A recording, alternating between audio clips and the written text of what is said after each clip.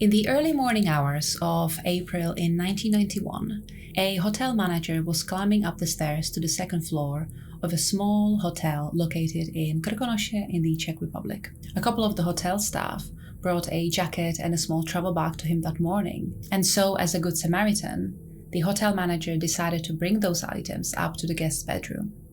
But when he knocked on the door, there was no answer.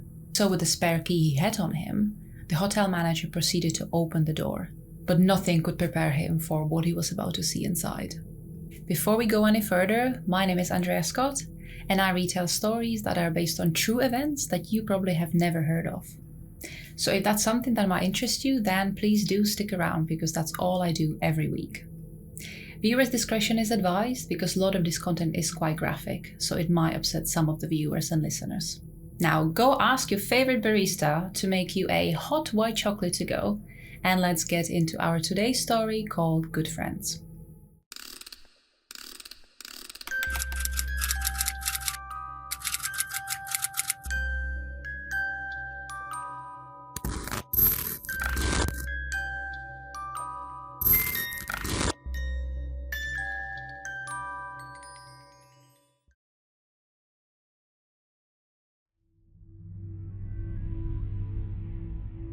It was an early Saturday of April 1991, and a man named Petr woke up early to start his day. Petr worked as a hotel manager in one of the local small hotels that were scattered around the area of Krkonoše Mountains, which is a very popular spot for people to go on hiking or skiing holidays in the Czech Republic. It was a sunny morning, and so Petr put on a light jacket and headed out, and within 20 minutes he arrived at a place he worked at, which was a small hotel in a very popular area. The weekends were usually busy at work, and so he wanted to arrive nice and early to get the handover from the night shift. Petr would usually arrive by the back door, and so he would never go past the reception on his way in. He liked to say hello to the staff in the kitchen, and he would also pop into the office of the housekeeping manager. When Petr arrived, he could hear some voices coming from the housekeeping manager's office, and so curious, he walked in. He saw that the housekeeping manager and two other hotel staff were standing over a bag and a jacket. Petr said hello and asked what they were talking about. The staff explained that they arrived for their shift that morning and saw a white Audi parked down the road. What piqued their interest was the fact that the car's lights were still on and the front door was wide open with the keys still in the ignition. The car was also parked in a very strange way, as if someone decided to just swerve off the road and jump out, leaving the car completely unsecured behind them. The car wasn't damaged in any visible way, and apart from the keys, the bag and the jacket, it was otherwise empty. The staff continued on to say that they thought it might have been one of their guests' cars, as they did not recognize it, and it also had a registration plate from over 200 kilometers away. So they decided to bring in the items and were just about to look for any tags or documents that would tell them who the owner was. Petr nodded and said he would take it on from there.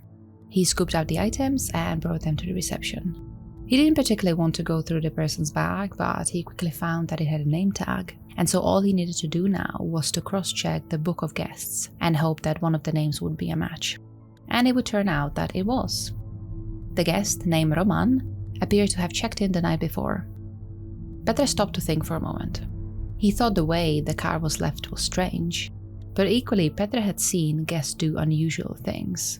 And so he thought it was possible that this man just checked in the night before and went upstairs without returning for his things. He could have been tired or drunk, and so he probably passed out in his room without even realizing he left his car outside like that. Petr grabbed a spare key to the room, just in case the guest would not answer the door, and with a bag and jacket underneath his arms, he began to ascend the stairs. The guest bedroom was on the second floor, and once Petr stood right in front of the door, he cleared his throat, knocked twice, and announced himself as reception. He waited a few moments, and when nobody was answering the door, he knocked again. But there was still no answer. And so Petr pulled out a spare key and unlocked the door. He began to slowly open it while announcing himself, just in case the guest hadn't heard him for the first 2 times. But as Petr was stepping into the room, he froze in a complete shock. He could not believe what he was looking at. There, on a sofa, laid a half-naked man. There was tons of blood spattered everywhere Petr looked, and the man's upper body was covered what looked like long cuts. Petr felt sick to his stomach. He had never seen such a gruesome scene before. He pulled the door closed so that nobody else could look inside, and sped walked back into reception to call the police. A couple of officers and an ambulance arrived a short while later. Petr didn't know whether the man was dead or not, but he thought of asking for an ambulance anyway, just in case there was still a chance to save the man's life. The emergency personnel rushed upstairs to the guest's aid, but unfortunately they quickly realized that the man had been deceased, and by the wounds and discoloration of his skin, it looked like he had been dead for several hours. The officers secured the crime scene and also called the coroner. The victim, lying in a large pool of his own blood, had many deep cuts across his torso, front and back. It looked like the man was repeatedly stabbed until he bled out, but the coroner requested for the body to be transported into the morgue so that a full autopsy could be conducted. The crime scene was utterly shocking and disturbing. The blood was found practically on all surfaces around the room. There was just so much of it. This suggested to the detectives that whomever the killer was, they must have acted with passion. The murder weapon was also found on the scene. Lying just a meter away from the victim's body was a kitchen knife that was identified to have been taken from the hotel's kitchen. The police swiped it for fingerprints, but this was in 1991, and so the forensics were still not that advanced yet, and likely it would be weeks before they would have any sort of an answer. By the personal belongings, the victim was identified as a man in his late 50s named Roman. He was indeed a guest who checked in the night before, but the room was booked as a double occupancy, meaning there must have been someone else staying with Roman that night. The police thought that it was possible that the second occupant had been the killer. This is because the crime was so vicious, and also likely committed with a knife that they had found, meaning the killer got up close and personal. So this really looked like a textbook crime of passion. The police continued to swipe the scene for fingerprints and other possible DNA. There were further body marks found in the bathroom, and by the bloody towel and sink, it looked like the killer tried washing themselves off the fluid before escaping. Apart from the found knife, there was no other evidence to point to whom the killer could have been, and so the police started with asking the reception staff if they had seen or heard anything unusual the previous night. They interviewed the hotel manager who found the victim, and so he gave them a full explanation of how he came to find the body. The other reception staff did not remember seeing the victim with anyone else, but one of the waitresses confessed that late last night, a young-looking man, probably in his early 20s, came to borrow a knife to slice some bread. She gave him one of the kitchen knives, but as far as she knew, the man never returned to bring it back. The police asked to see what kind of a knife it was, and when she showed them, it was identical to the bloodied knife they had found at the murder scene. The police also asked if she could provide any further identification of the man, but the waitress apologized and said that she didn't really remember much else. She thought that he had dark hair and might have been a little taller than her, but apart from that she couldn't really remember anything else. The police thanked her and made a note of everything they have learned so far. Before leaving, the police also searched the white Audi and confirmed that it did indeed belong to the victim. There were very faint red marks around the ignition, on the wheel and the driver's seat, so it would suggest that the car was driven by the killer, but clearly he must have abandoned it and continued on foot. But again, this was in 1991, so you really have to remember that there was no CCTV around at the time, and so without any eyewitnesses, the police really had nothing concrete to go on. But even on the limited information they have, they decided to immediately launch a manhunt based on the description they collected from various of the staff members. It was only a couple of days later when the police received an unexpected call.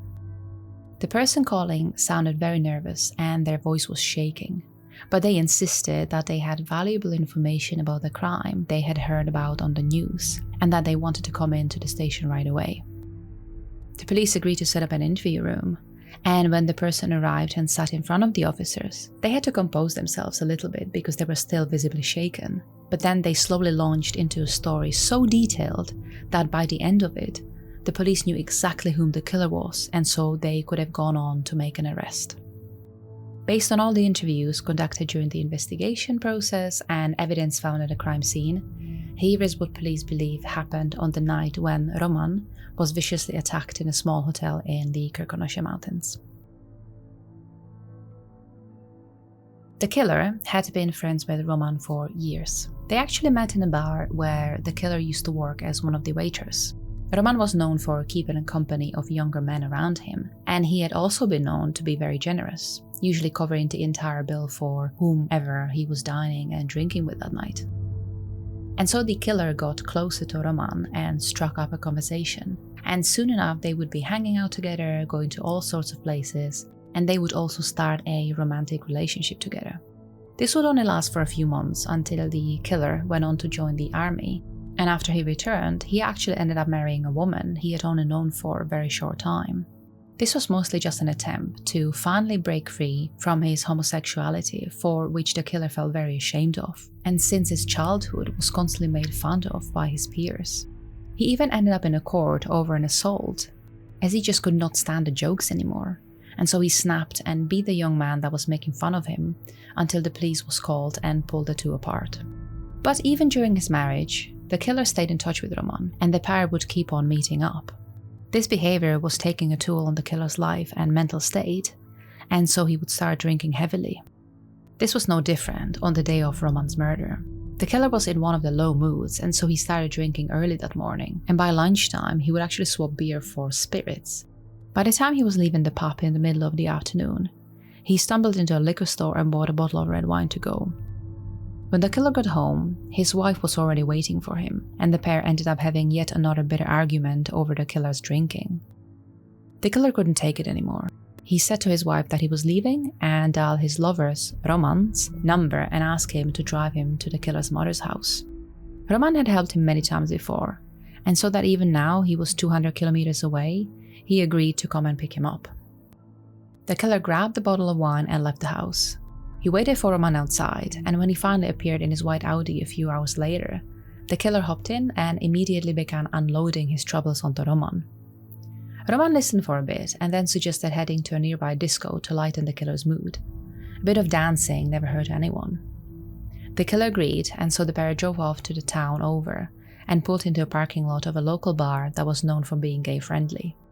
The pair spent a few hours inside, drinking and dancing, and then when the bar was shutting down, Roman suggested to spend the night in a hotel that was about half an hour drives away. As it was getting quite late, the killer felt very intoxicated, and so he thought it might be a good idea to do that. The killer didn't know that Roman had actually booked the room just before he left to get the killer, and so that Roman was planning on spending the night with him all along. Soon enough, the pair was parking the Audi outside of a small hotel. Roman went into the booth to grab his overnight bag, and then they both walked into the reception. The night manager was nowhere to be found, but as Roman had stayed in that hotel before, he knew exactly where to reach for the key as he asked for a specific room. And so he did just that and signed his name onto the check-in list. He planned to pay for the room next morning when they would be leaving.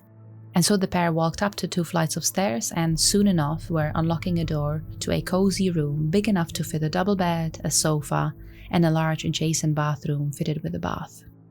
Roman took off his jacket and sat the killer down onto the bed. He stroked his cheek and ran his fingers through the killer's hair and said that, just like always, he would now collect on what he had the right to. And suddenly that really enraged the killer. This is not what he came for that night. He wanted to escape the life he so hated, and he didn't want to be locked in a room where he had no say in what happens next. He felt repulsed and also so angry at himself that he yet again let Roman take control of the situation like that. And so in that moment, the killer made up his mind. He was sick of constantly being drawn to the side he completely hated about himself, and so he was going to take out his anger on Roman, who was the one constant that was always tying him to that lifestyle he was trying so hard to leave behind. He pushed Roman's hand away and said that before they go any further, he would go downstairs to get a couple of glasses of something strong. Roman smiled and let him exit the room. The killer crept downstairs towards the hotel's restaurant. It was late, but he was hoping that he would find some staff around, and soon enough he happened to walk onto a waitress who was setting the tables for breakfast. He politely asked her if he could borrow a knife to cut some bread with, and she agreed to lend him one of the kitchen knives, but then quickly went back to continue with her task. The killer went back upstairs to the room, where he found Roman sitting on a sofa with his shirt already taken off.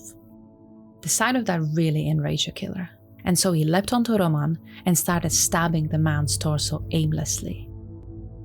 Roman was in utter shock. He didn't understand what was happening to him. And so Roman tried shielding himself with his bare arms, but the killer was much stronger and younger than him, and so he overpowered Roman very quickly. Roman was gasping for air as he was trying to call out for help, but no sound was coming from his throat. The killer, with his left hand, was putting pressure onto Roman's windpipe while madly stabbing him with his right hand, which was clutching now a bloodied kitchen knife. The killer flipped Roman onto his front and began stabbing his back as well. At this point, Roman was bleeding so much that the whole room was practically covered in blood spatter. But the killer didn't care. He just kept plunging the knife over and over into Roman's now limp body. The killer would end up stabbing his victim 47 times. When he realized that Roman was no longer moving or breathing, he took a step back and looked at the scene he caused. He suddenly felt a jolt of fear, and the knife he was still holding fell out of his hand. What was he thinking? He couldn't undo what he has just done, and now he even felt worse.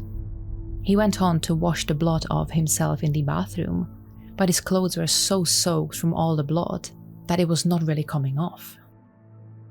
The killer started hyperventilating and felt like the world was closing in on him, and so he decided to grab his jacket and Roman's overnight bag, and soon he was rushing down the stairs with the keys to Roman's Audi to make an escape in.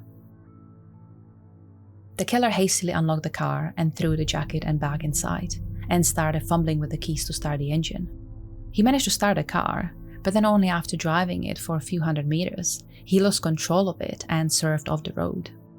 He managed to hit the brakes before he drove into the ditch, but this experience only added to his already shaken state, and so he decided to leave the car behind and run away on foot.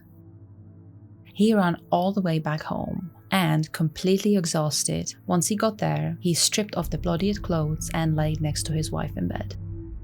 Then, a couple of days later, when he was watching the news and saw the police were looking for him, he decided that the guilt was just too unbearable, and so he picked up the phone and dialed the police. The killer, aka Josef, was the person who came in to provide all the information about the murder. Josef just could not live with such a burden, and so he knew that probably sooner or later he would be found anyway, so he decided to come clean. Josef would be trialed for his crimes and sentenced to 11 years in prison. His wife would end up divorcing him, but apart from that, we really have no other information about Josef's current life. And so this marks the end of today's episode. I hope you enjoyed it, and if you did, then there are plenty of more videos located on my channel, so please go and check them out. I plan on publishing a brand new episode every week, and so with that, I shall see you all very soon. Until next time.